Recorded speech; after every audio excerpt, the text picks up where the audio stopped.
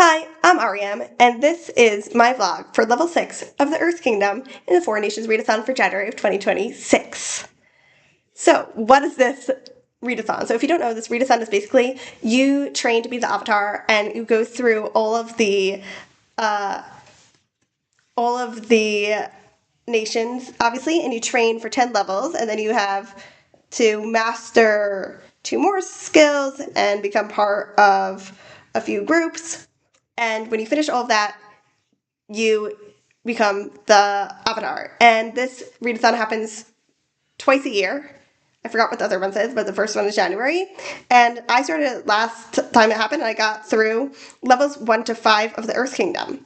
So now I am at level 6, and I have started reading. And the level 6, you need to read 3 books to complete it. A book with multiple short stories in it. Pick 5 books from your TBR and have somebody else pick one for you, and a book about high school or college students.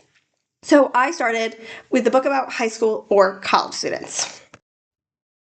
So the book is Heretics Anonymous. This is a book I wanted to read for a long time. It's a YA book about a group of teenagers who go to Catholic school, and they don't quite fit in. We have like a character who's Catholic but doesn't really fit in, three characters who are kind of vaguely religious, but not Catholic, and our main character is an atheist who has been sent to the school by his father, who keeps on moving the family all around.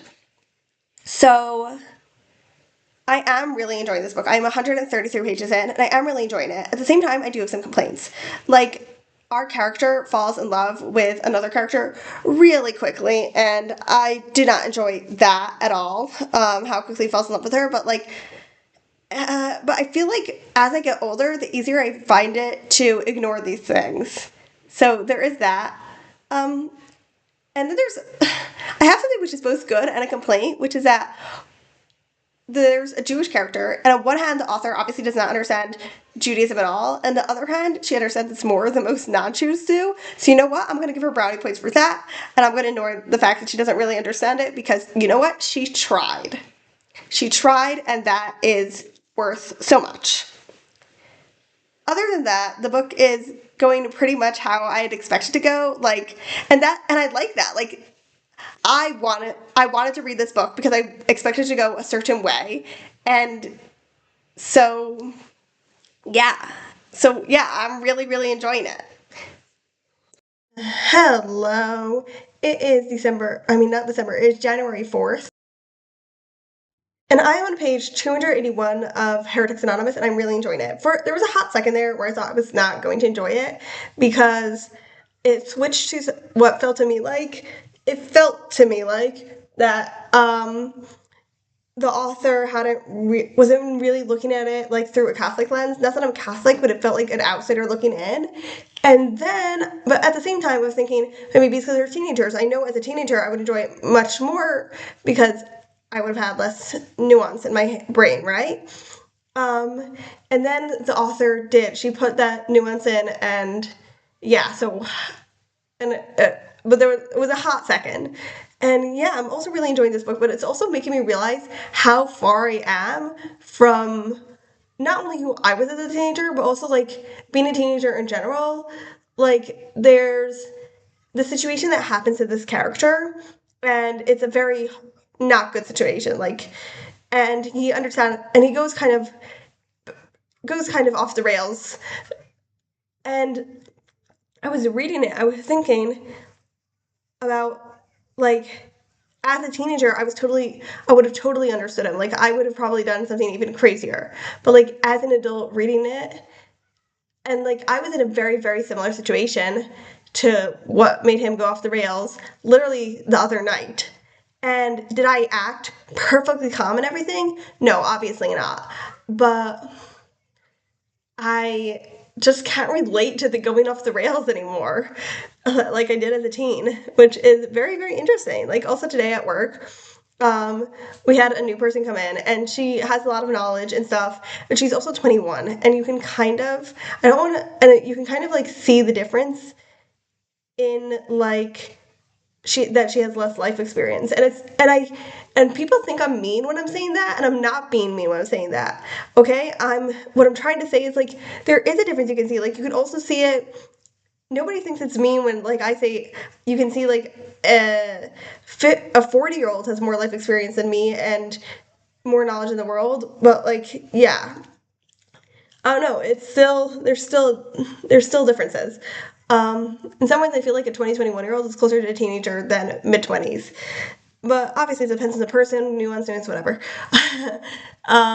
Yes, I'm not trying to hype myself up here. What I'm saying is just that reading a YA book has made me realize how much I've changed, and from what I was as a teenager, and because I know how I would have reacted as a teenager and how I would have felt about this book, and and the way he acts feels, I know as a kid I would have, as a teenager, I felt it to be so relatable, and I don't. Another aspect about this book I like is that our main character, his relationship with his parents is not great, and it's very understandable why, but also it kind of comes into tension with another character whose situation with her mom is, like, really not great, and she has a very different way of dealing with it, and I really like that piece. So it's January 5th, and I finished Heretics Anonymous. And unfortunately, the ending did not do it for me.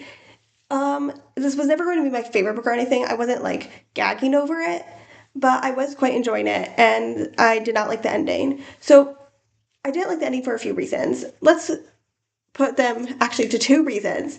One is actually a lesser one, even though it's one I complain quite a lot about in other books, but in this book, in this case, it's a lesser one, and that is that the ending was very romance focused.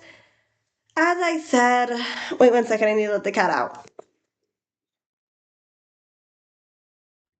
As I said, um,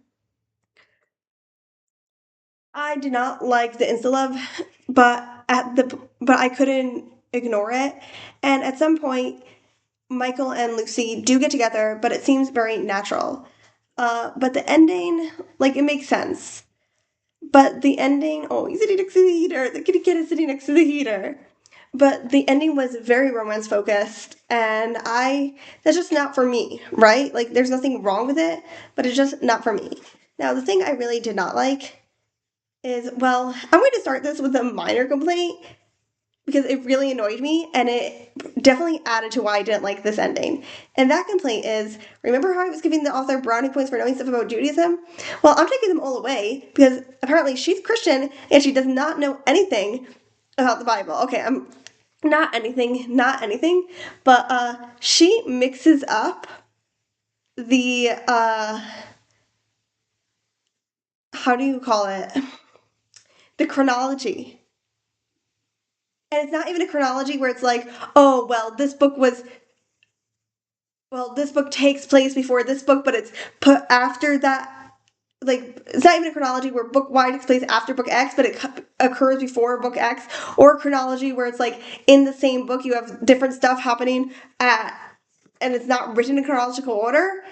It's Judges and then Kings, and she mixes up and thinks Kings is before Judges, and somehow this got past not only her, who's a Christian, but editors. It got past editors as well. How do you mess up such a simple basic thing? Like, obviously I'm Jewish and not Christian, so I have less to remember, but well, less less less of that. A lot more of other stuff. um but yeah, that's so basic. How do you get that wrong? Um Especially, like, as a practicing Christian. But this does kind of lead into why I didn't like the ending, which is that despite the fact despite the fact that our main character doesn't become religious. And I was thinking about it. I finished this around like 10 o'clock, and I was thinking all day, why did I not like this book? Like, why is the ending? Because I felt like the ending is feeling to me like, oh, our main character has become, from an atheist, he's turned to religious. And he doesn't. He still declares at the end that he's not religious, but it still felt to me like he did. And I think it's because he. Mm, how do I put this? Obviously, the author is coming from a Christian point of view, which is fine, obviously. But one of the things a Christian point of view does, at least if you grow up and live somewhere where Christianity is a majority or the majority base. Even if there are more atheists than Christians in America, I don't know if that's true, but let's say there are more atheists than Christians in America, the base of the country is still Christian. Public services are closed on Sunday, for instance, which is just a tiny example. But I feel like I've noticed for a lot of Christians who grow up in that situation, and also non-Christians who grow up in the situation, even if they grew up non-Christian, they don't realize that their worldview is still based on, I suppose, a Christian culture. Like, our main character made clear that he doesn't believe in God, and I believe him, and that he doesn't believe in Christianity, and I believe him, and that he's not going to convert anytime soon, and I believe him. However, there's this whole idea of love being religion. Now, that's not an idea I have a problem with. It's not Judaism idea, but it's an idea I've come across in lots of books, and I don't mind it at all. I think it's quite nice. However, our main character really goes into this. Like, he's really like, love is my religion, and not in a happy way. And he brings up all these Christian metaphors, and that, together with what someone in a Goodreads review pointed out, that church feels like the only community in this world. Like, the words church and community are synonymous in the book, basically. And you can disagree with me on that, or with that Goodreads reviewer on that, but I think, well, it might not be literally true. There is very much a strong vibe of, oh, church is synonymous with Christianity. Love is synonymous. Church is synonymous with community. Christianity or love is synonymous with Christianity, not Christianity with love, or love is synonymous at least with religion. And so, despite the fact that our main character does not convert to Christianity and he doesn't believe in Christianity, it still felt like a conversion novel to me, because our main character starts off as someone who doesn't see these things as religious and then does end up, yeah. I'm not even, the more I'm talking, the more I agree with myself. He starts up as someone who doesn't see these things as religious, and then ends up as someone who does see these things as religious, even though he declares that he has no religion. And that's fine, but it's not what I wanted out of this book at all.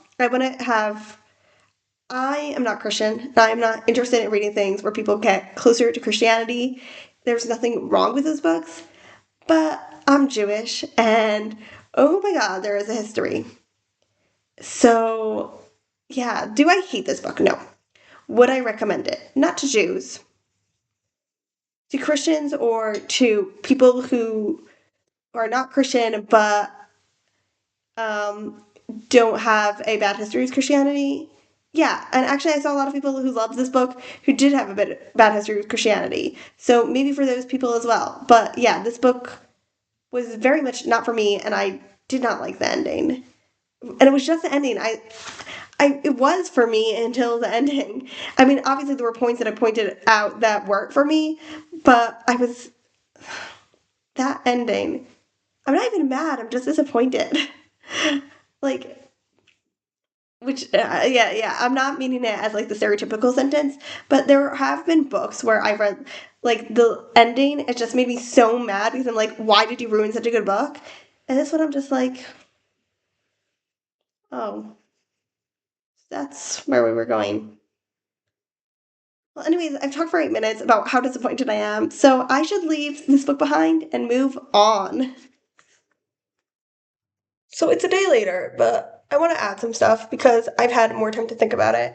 And ooh, I think there are some stuff that I want to add. One, I was thinking about what I said about young people And I think there is probably a tendency that I personally have to be like, oh, if they're doing that and they're young, it's because they're young and they haven't matured yet. And if they're doing that and they're old, it's because they aren't mature yet. So I don't know. Anyways, I worked with that person today. Again, it was very nice. Um, yeah. Anyways, what else?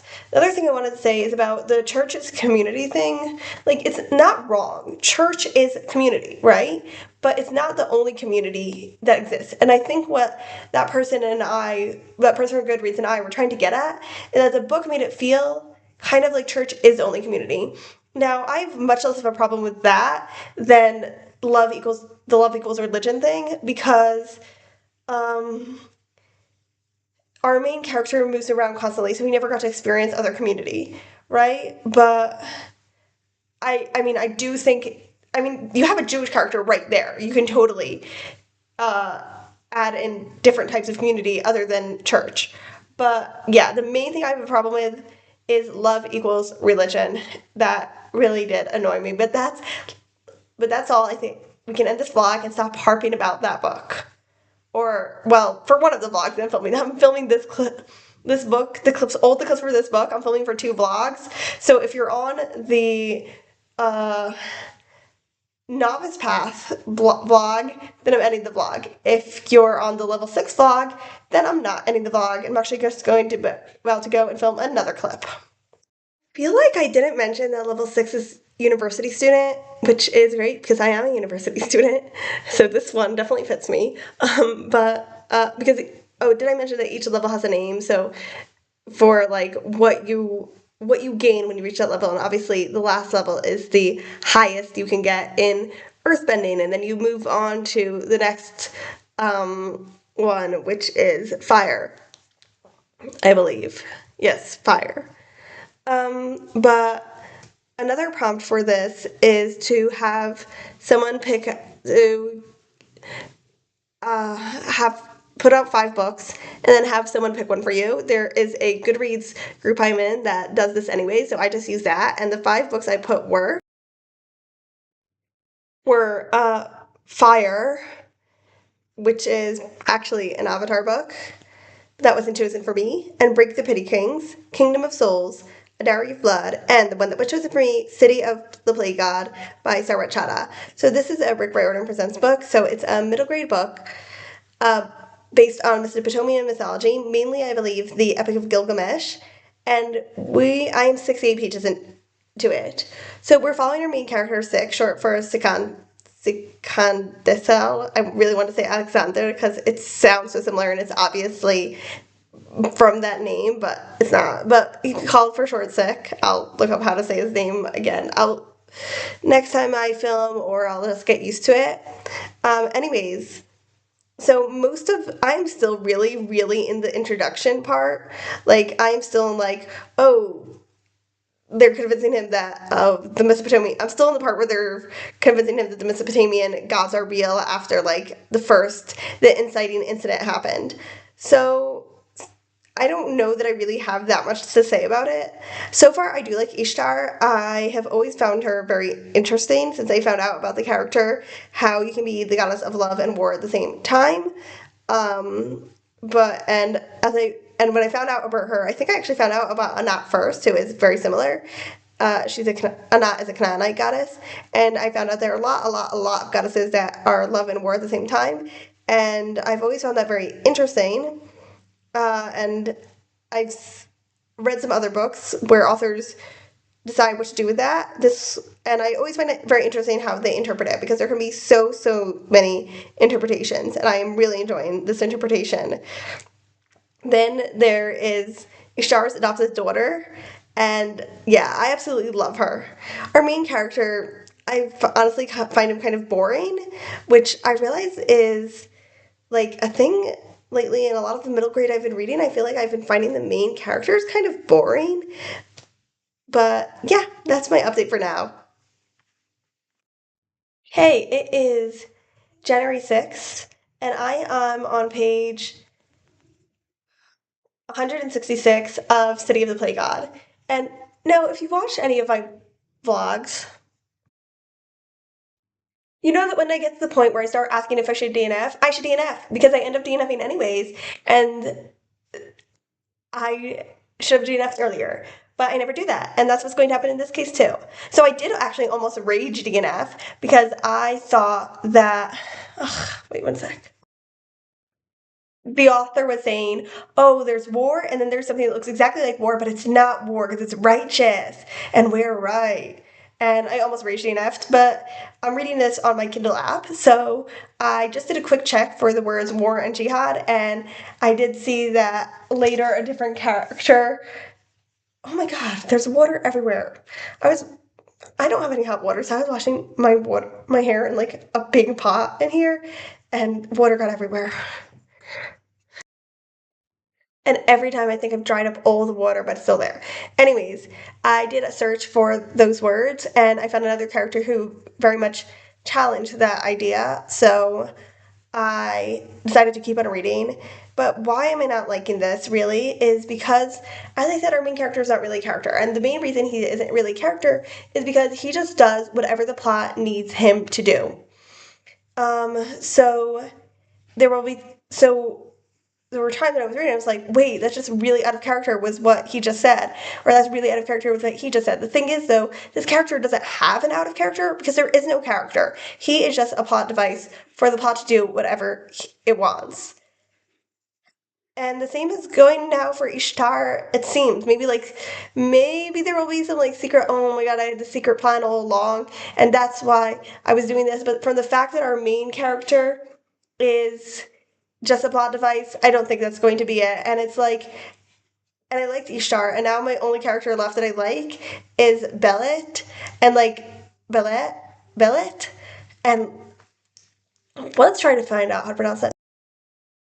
Okay, I found one that said Belet and one that said Bellet, and the ton that said Bellet, not one, a ton, and that sounds much more correct. So we're going with the ton that say Bellet. Also, I remembered his name; it's Sikander. Anyways, back to it. Yeah, the only character I've left that I like now is Bellet, and like they're probably just gonna change her for the plot too, or whatever fits the plot. So far, stuff is definitely ramping up. I don't really know where this book is going to go. I am enjoying the ride for the plot, seeing what's around the next turn. So, but yeah, I am in general very much a character reader, and obviously this book does not have good characters. So, yeah, that's unfortunate. Well, I might as well update you while I'm waiting for my oil to heat up, and it is January 9th, and I did end up yesterday deciding to DNF City of the Plague God. I actually didn't read any more of it, but I woke up in the morning, I was like, oh my god, I have to read more of this today, and yeah, if I'm trying to not read a book, then I shouldn't be reading it. So I did add, for that, I did go to that same Goodreads group, and I added 5 more. Let's check if someone has responded. Okay, no one's responded, but the 5 books I put up were, I put Fire again, I put North and South Part 1, which is an Avatar comic, I put Jacob the Liar, Cart and Quitter, and How to Set a Fire and Why. So one of those 5 books will be my next attempt for City of the Plague God. I did decide to also, one of the other prompts for this, the last prompt actually, is to read a book of short stories. So I decided to read All Out, Queer Stories Throughout History, which is a YA anthology of historical stories that are all queer in some way. And I DNF'd this one too. So I DNF'd more correctly, 3 stories in this. It's not set up in chronological order, but I decided to go in chronological order anyways, because obviously, yeah. But anyways, the first story I read, I just found it badly written, and I just didn't want to finish it. The second story, or the sex story, which is so full of sexual stuff, and it's about it's for teens, it's about 13 to 14 years old, and in any case I wouldn't like a story that's just basically focused almost exclusively on sex stuff, but the fact that it was for 13 to 14 years old, it was about 13 to 14 year olds, icks me out even more. And the last story that I DNF'd, and then decided to DNF the whole book if I DNF 3 stories in a row, it makes sense, was, it just had insta love, and I was like, oh my god, I cannot read any more of this book. That's it. So yay! Look at me DNFing everything. This readathon is not going very well. Hello. I think I told you that I was going to read for the short book of short stories prompt, The Book of Swords by Garner Dozois, but I went to the library and I got out the Metamorphosis and other short stories by Franz Kafka. This was translated by Donna Freed, who I think did an amazing job, and I read this, all of it. Well, it's not very long, but I read all of it on Shabbos. Excuse me. And oh my gosh, I have no idea what to say. Oh my god. Like, I've been avoiding filming this video just because I have no idea what to say. So, first of all, they said I think Donna Free did a wonderful job, and if she translated it really the way he wrote it, then I just wish I could read it in the original just because I thought it was so well written. I definitely see how Haruki Murakami took inspiration from him, and I don't know if Premi Muhammad really did take inspiration from him or not, but it very much seemed to me that way, especially in the story in the penal colony. So this book had the stories, obviously the Metamorphosis. It also had the Judgment, the Stoker, a country doctor in the penal colony, a hunger artist, an old leaf, a message from the emperor, before the law, and Josephine the singer or the mouse people. So let's talk about all the stories, I guess. Let's start from the three very short ones, of which the introduction called Parabels, which are an old leaf, a message from the emperor, and before the law. And they were very short, like 1.5 to 2 pages, literally. So I liked the message from the emperor and before the law more than an old leaf. I did not understand an old leaf at all. I did understand a message from the emperor, and I thought the twist at the end, like, it talked in the introduction and the translators note, they talked a lot about how Kafka uses the way the German language can put a verb at the end of a sentence to kind of surprise you, and the translator managed to keep that in A Message from the Emperor, and I really liked how it was done, how it changed the outlook of the whole story. I've mentioned before that I don't usually like it, but when the story was 2.5 pages, it's fine. And then the other one I read, and then the other one, as I said, was Before the Law, which I thought it was fine. However, I thought it was a little too obvious. Like, I was like, oh, that metaphor is a little too obvious. Now let's get into the longer stories. So I guess we should start with the Metamorphosis. I feel like the Metamorphosis needs so many trigger warnings, but at the same time, I don't know what the trigger warnings should be, especially because people can interpret it differently. So as you probably know, the Metamorphosis is a novelette about a guy who wakes up one day and he discovers he's a giant bug. And it goes on from that. And I definitely read it as disability. Especially, well, probably because I'm less familiar with physical disability, but especially like stuff like learning disorders and autism and stuff like that come as a surprise to people. So physical disabilities often do as well. So that's probably just because that's what I'm more familiar with. But I did see someone who interpreted it as sexual assault, because I was looking at this because, oh my god, I need to think about it. I need to think about the Metamorphosis so much. It's such a good book. And I could definitely see that, especially as sexual assault was a main theme in Stoker, which is another story in this book, as I mentioned. But yes, this story, our main character, Gregor, wakes up as a bug, and his first thought is, oh my gosh, how do I get to work like this? Which is so relatable, right? In general, it's a very, very dark story. I don't want to go into any spoilers, but in general, Gregor's family does not treat him well. And it has a theme which was actually in a lot of other stories in this book, where the family does not treat the character well, but they still they love their family, and so they find every single way to be to twist what's actually happening into good stuff. Like, and I found that theme to be very interesting. And in general, I thought the metamorphosis, like I said, I'm just gonna be have to think about it over and over and over because there is so much to get out of it. And so yeah, it's amazing. Then, as I said, the next story was The Judgment, which was a shorter one, and I'm going to be honest and say I didn't understand it, so we're just gonna skip that one. And then there was The Stoker, which this does have very obvious trigger warning of rape, and it's interesting because I very much see it as treated in the story as rape. The rapist is a 35-year-old woman, and the person who's raped is a 16-year-old kid, or maybe he was even 15 at the time of the rape, because at least 9 months have passed. Um, Everybody obviously says to him, "Oh, you were seduced," and that's like how they put it to like put like a good spin on it, and to because he's a rich boy and the person who raped him was the maid, and so obviously he's a boy, so they can't say you were raped.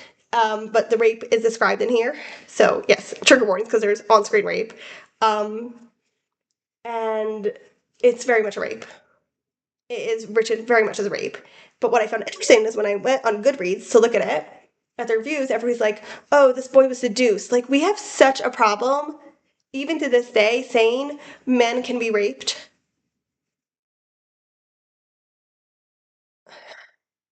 So that's very frustrating. And basically, the story, it's the first chapter, actually. He later turned it into the first chapter of a book that he never finished called America.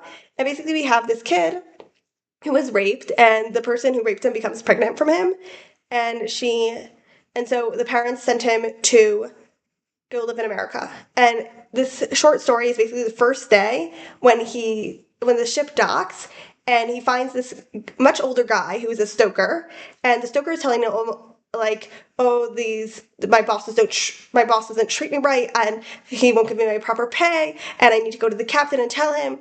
And he's basically and our main character realizes he's much more intelligent and much more personable than the stoker, and he's like, "Okay, I'll go with you." And again, I found it like a very interesting story. This is also one that I felt like didn't fully understand, but not in the way of The Judgment, where I'm just like left kind of like, what? What just happened there? But in the way of the metamorphosis, where I'm like, oh my gosh, this is so many things that I can get out of it. I just need time to think about it more, maybe read it again. Not sure I want to read it again at this very moment, but yeah. So I think also maybe part of the reason that I'm not understanding it is because I'm honestly not letting myself, because it's is such a very, very dark topic, and while the rape isn't mentioned in every part of the story, it very much like I believe that it very much is like the running current of the story, and the story can only be understood through the lenses of this boy having been raped and dealing with that. Okay, let's look at the lighter hearted stories. Um, so we'll start with The Country Doctor, which is kind of crazy and weird. It's also written in a very interesting way, where it switches from past tense to present tense to past tense. Again, it's very dreamlike. It seems very much like a dream, and again, there is sexual assault in this as well. So that is a theme. Um, and it's also similarly another theme that in here that I didn't mention that appears in the Metamorphosis, but does appear in the Metamorphosis, is someone being used, like, and again, just saying like, oh, and just like finding every way to be like, oh, but they're actually good people. They're actually doing it because they love me, stuff like that. So that's another theme that appeared in here, but I think the Metamorphosis was much better. Like, I found a country doctor just kind of, she's short. Didn't have enough. I definitely found the ending truncated. I found it ending to be truncated of a country doctor. Then I read in the Penal Colony, which there was a very similar story like to this in Premi Muhammad's book of short stories, but that I didn't like, but I really liked this one. It is, again, none of the stories in here are not dark, but it is also extremely dark. It follows a traveler he is in some unnamed island that has been colonized by some unnamed nation that he's not part of, that is not France. We know that much because they speak in French, and he's like, oh, and the soldier doesn't know. And he has been invited to watch an execution of a soldier. And the guy in charge of the execution is very eager to show him this executionary torture device.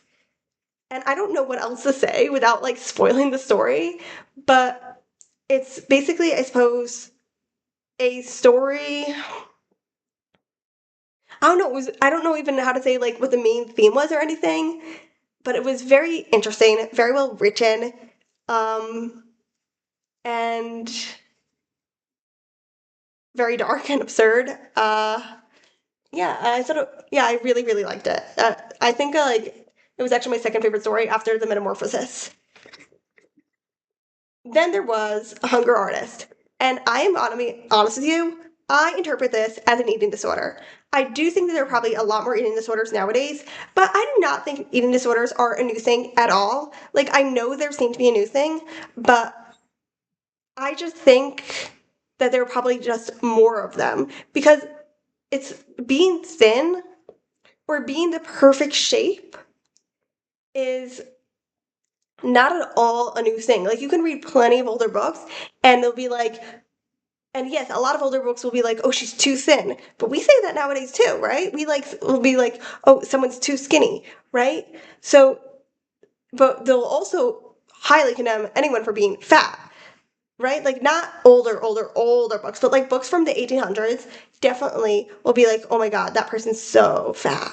So I definitely don't think eating disorders are at all a new thing, and I do not think this is the first time that I've read a story that's a classic and been like, oh, I think this is actually about an eating disorder. So what is The Hunger Artist about? The Hunger Artist follows this guy who performs fasting. And I'm just going to say trigger warnings for eating disorders for the whole next part, because basically he performs fasting, and he's like puts on a traveling show where he'll go and he'll fast for 40 days, and which was a thing, by the way, and people like being like, oh, they're fasting, and putting on performance from it, usually through religious stuff, but this guy doesn't have anything religious in it, and they and he, it's only for 40 days because that's all the guy in charge of him lets him. And he is always really mad. He's always like, I could fast more. I could fast more. And he's always like, I'm not hungry. I don't want to eat. I just want to fast. And you're forcing me to eat. And it's not fair. And yeah, I think you can see where I'm getting the idea of an eating disorder from. And basically the plot twist that happens is that these hunger artists go out of fashion, but he's so passionate about it, right? So he goes to a circus and is basically put in the sideshow. And the last line in this, it just confirmed for me that just what I've said, that it's a metaphor for an eating disorder. So, yes, I thought this was very well written. Then, lastly, the last story in this book, which was, again, more novelette-sized, was Josephine the Singer or the Mouse People. And this is a very hard story to describe. I'm not sure what I think of it. I'm not sure what it's about. But basically, our nameless narrator is telling us about his nation of people and who they are. And among them is this person named Josephine, who he initially describes as a singer, but eventually gets to the point where he starts describing her as piping, which I don't know what the originally German is, but obviously it's meant to be like, oh, piping isn't as great as singing. Singing is an art, but piping is just something you do every day. And I found it to be, again, I don't know what I think. I don't know what it's about. Like, I've been trying to figure out if I think Josephine is a metaphor for God or not. I'm pretty sure, Franz Kafka was a Jew, and I am pretty sure that the people in the story are kind of Jews, but kind of not. They're always working hard. They're always they're said to be all expanded over many lands, that their enemies are numerous, that they keep on getting killed. So there's that aspect. The other aspect is the idea of singing in here, which, like I said, he initially described Josephine as singing and everyone else as piping, but he very quickly turns and says, oh no, she also only pipes. And actually, we wouldn't like it if she sang, if it was a real art form. And so that's another thing in here that is also interesting, but I don't really know what to think about it.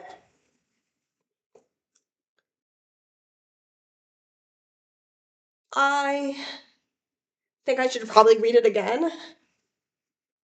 I am leaning towards Josephine being a metaphor for God.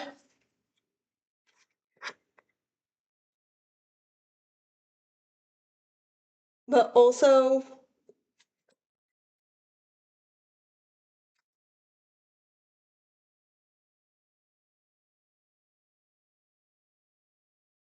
here, listen to this paragraph. I think this paragraph explains the whole story. But our people are not only childish, we are also in a sense prematurely old. Childhood and age come to us differently than to others. We have no youth, we are grown up all at once, and then stay grown up for too long. A certain weariness and hopelessness marks the nature of our people, so we are fundamentally tough and confident. Our lack of musicality is probably connected to this. We're too old for music. Exultation does not suit our gravity. We wave it away warily. We content ourselves with piping, a little piping here and there, that suits us fine. So,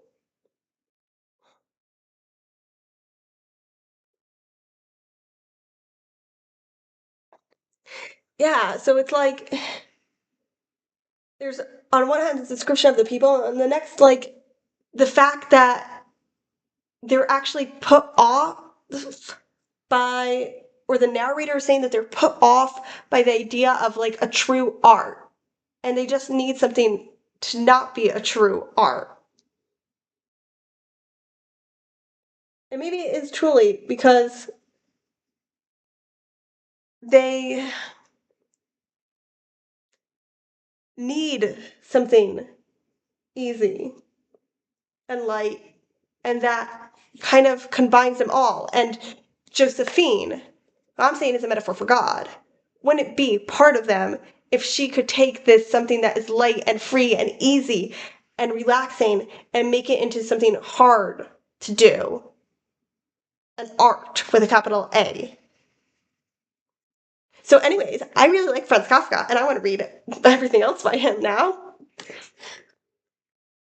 Hello.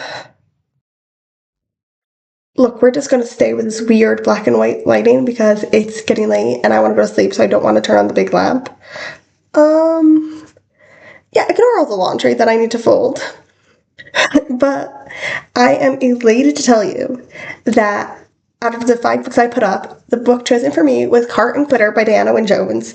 She is one of my favorite authors. And can your favorite author disappoint you? Of course, especially because my favorite authors tend to be prolific. And I have had books by Diana Wynne Jones that have disappointed me before, but so far, this is like exactly the kind of Diana Wynne Jones I like. It's really funny because while I was reading it, I was thinking, wow, this book is so good. It really reminds me of the Life of Christopher Chant. Geez, I wonder why it reminds me of that. Then I remembered, wait, they're both by Diana Wynne Jones. This is actually very similar to a different Diana Wynne Jones book I read. That was the last book she actually wrote, and she wasn't actually able to finish writing it. She unfortunately passed away, and her daughter finished it. Because they both have these children who are traveling on this place that is very much based on Celtic history. Though that one was more based England, Wales, Scotland, this is definitely more based on Celtic stories. There's a lot of like Celtic folktales involved. It reminds me of Daughter of the Forest, which I didn't like, but I'm liking this one, and the way in which the Celtic stories are embedded into the book, and you don't really have to be familiar with them. I'm sure that being familiar with them would add to the book, but I'm not familiar with them, and it's but they really do help the book. Like, they are definitely like part of the book, and this book wouldn't be the same without them. It would have been a lesser book without them. And basically this land is broken into two. In that case it was three. In this case it's two, north and south, and we don't have a king. And there's this king who died, and he didn't have an heir, and so there's been a bunch of earls who are fighting, and that's kind of why it turned into a civil war in the north and south. And it's prophesied that this king's descendants need to come back and obviously become the kings.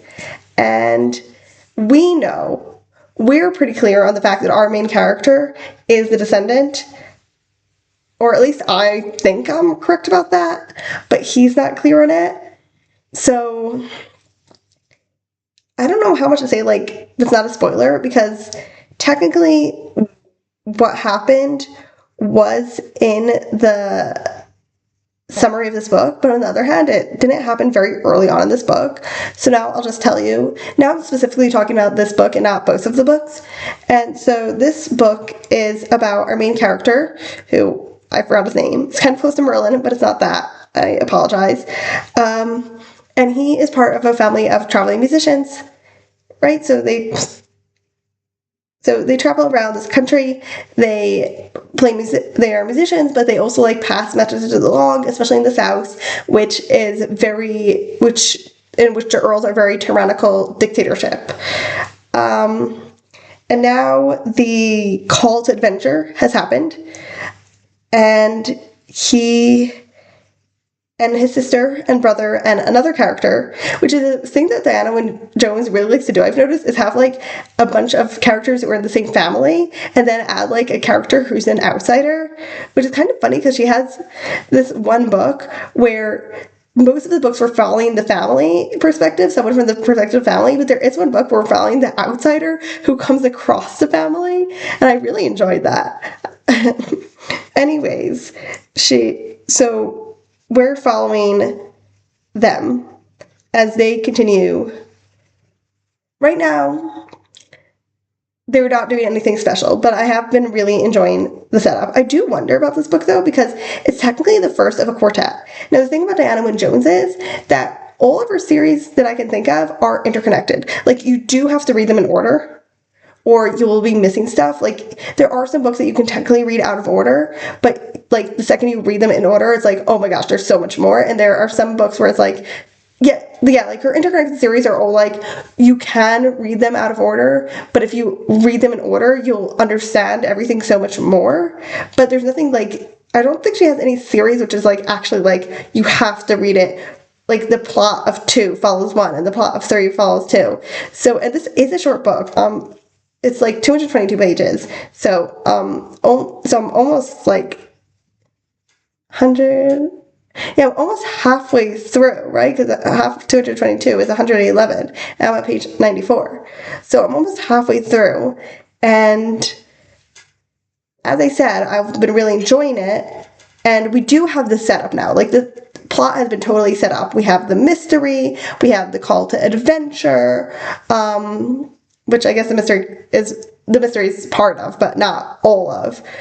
And we have like the stories that have been set up for us, but I do wonder if it is going to be resolved in these pages or if it's going to be a proper series.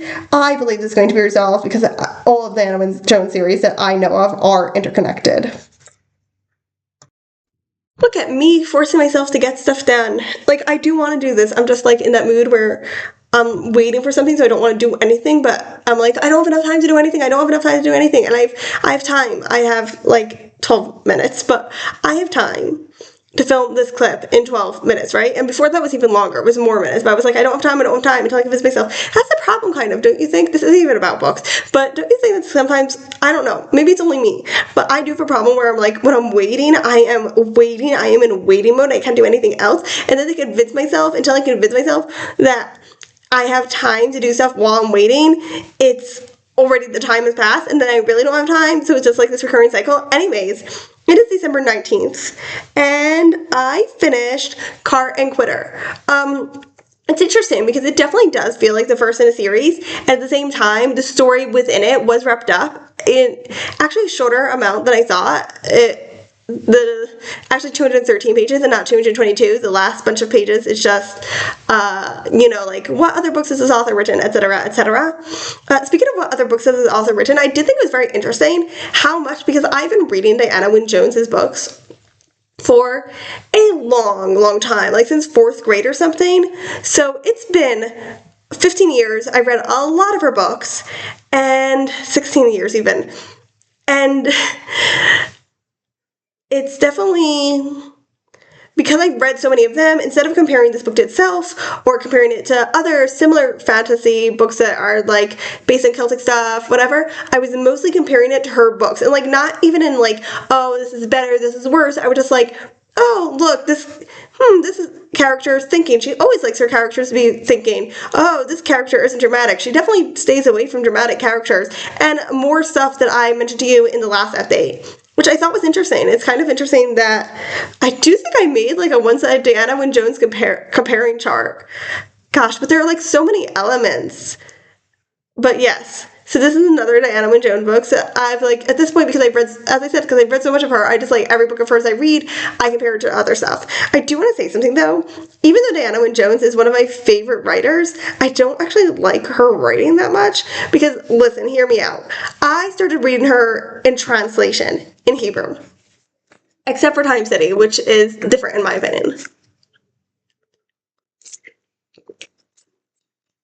So I actually started reading her in Hebrew. I read the Christomancy City series in Hebrew. I read The Moving Castle in Hebrew, and I really liked her translator. Even though she did take some things out of The Moving Castle because they were like about sex, and in English it's not as obvious as about sex, but when you translate it, it's very obvious, and that kind of made it confusing. And she also took out the drinking part, which I don't know why. Probably because he was drunk, and it's okay in like in Israel to say to kids drinking, but not as much literally drunk. But yes, besides that, I really liked her translator. And then I ran out of books of hers that have been translated, so I started reading the non-translated books. And while I still really like her plots and stuff, there's something about her writing that makes me feel sometimes at some points this actually was not as strong in this book. I actually liked her writing in this book better. I just wanted to mention this because it's something that I feel like nobody believes me, or maybe, I don't know, that I like the translator's writing better than the actual authors, that I feel like I'm being like dragged along passively. Like I am not making the active choice to read this book, which is a really weird thing to say. Like that's probably why nobody believes me, but that is how I feel in a lot of her stories. In this book, I definitely felt it less. There was one point, but overall I felt it less, so I was really glad about that. And now let's talk about the story, I guess. What do I think? So I didn't love the ending, but okay, so one of the things that Diana Wynne Jones does that I don't like is the chosen one. And the thing is, I knew our main character, as I mentioned from the beginning, I knew our main character was going to be the chosen one. I was wrong about exactly how, but I was right that he was the chosen one. But I guess the reason I don't like it is because we got to a certain point where it kept on being like, oh, he's so special and unique and special and unique. I was like, oh my gosh, I'd rather have a non-special, non-unique character, right? Like, I didn't actually mind that he was the chosen one. What I minded was like this going on and on and on about how special and unique he is, which is kind of funny because we kind of get condemning of a different character doing that, going on and on about the same thing. We get condemnation of him doing that, but our book does it, which is kind of funny. And it was for that reason I didn't like the end. Like, the ending was really cool, but for that reason I didn't like, but that was the reason why, because it just kept it going on and on until it reached a peak at the end, obviously. I do want to read the next books, though. I want to see our main character, whose name is Moral, by the way. I want to see him develop. Right now, he's only 10. He did seem more mature than 10, but all of the characters seem more mature than their age. I guess because of the positions they were in. So I do want to see him mature and grow and learn. And I am interested to see what happens in this world because, like I said, the plot itself was complete. Like, everything here was complete, but there's definitely room for more books. Like, it wasn't like the movie Castle. While there are books that follow it, they're very disconnected because it doesn't really feel like there's room for more books. This one definitely, like, feels like there is room for more books, not only in this world, but the story itself can continue. Like, it could be a standalone, but it could continue. So that's good. And I don't know why I keep on just thinking of things to complain about this book, because I did enjoy this book. It wasn't my favorite book ever. It was probably like a 3.5, 3.75, but yeah, 3.75 sounds right. But I did like it. So don't know why I can't think of anything I liked about this book. I think probably because I didn't like the main character, and I found other characters more interesting. And at the same time, I liked him. Like, on one hand, I like our character. I like how he thinks. I like that he thinks. What I didn't like, what makes me not like him, is the book going on and on about how special and unique he is. Get me? Do you get me? So, like, I like him, but I don't. But I do. Oh, I found one thing very, very interesting they were talking about our main character's father. Our main character's father is very, very dominating. Not in a bad way. He's not abusive. He doesn't force anyone to do anything, but he's extremely dominating. And he's there for the beginning of the story. And you kind of see how dominating he is, but not really. Because another thing about him, though, is that not only is he not abusive and not dominating in a bad way, right? He's actually very dominating in a good way, or like a positive way. Like, some creeps comes up to his daughter, he can dominate them right out of the room.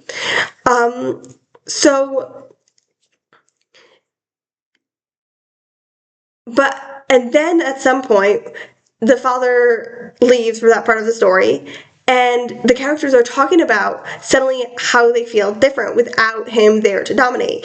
And coming to realization of how dominating he really was. Now, what I don't think was talked about enough is how much the mother contributed to him dominating by being so passive, which she believes is, like, the right thing to do. There is talk about her. I really liked, I guess, the talk about, like, the parents in this book. I guess that's the problem with reading a book about a 10-year-old when you're 25. But so I like that. I found, like, the way they were talking about him specifically about his domination. There were other things they talked about. This was just the one that I found specifically very interesting about his domination. It was very interesting because it made you think about, like, how he is dominating, and in some ways that it is hurting people, but at the same time, not only is it coming from a good place, it also at the same time is helping people. And I think that Anna Wynne-Jones specifically has a thing against people who are very dominating, even though Krista Monsi is very dominating. So, I don't know. In this book in particular, she did, right? So, yeah, not always, but in this book in particular, she did. Maybe she changed her mind, I don't know. But yeah, I was just like, because in the end, and it does go a bit more into what I'm about to say next, which is that everything has, like, can have negative stuff. Even when you're doing it from, like, the best possible point of view, even when it's actually helping people, it's never going to be 100% good. There's always going to be some negative outcomes. And obviously you go for the best positive outcome. The outcome with the best positive and the least negative, right?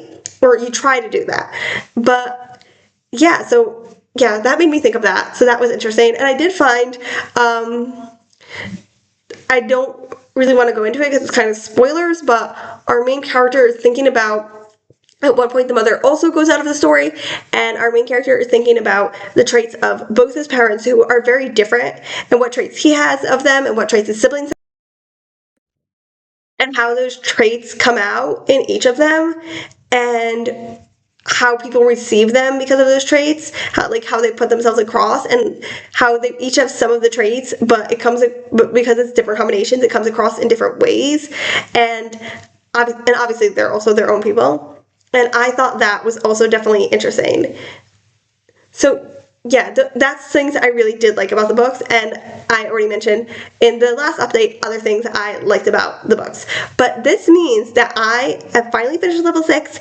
I don't know, am I officially a university student or have I officially graduated university in the Earth Kingdom?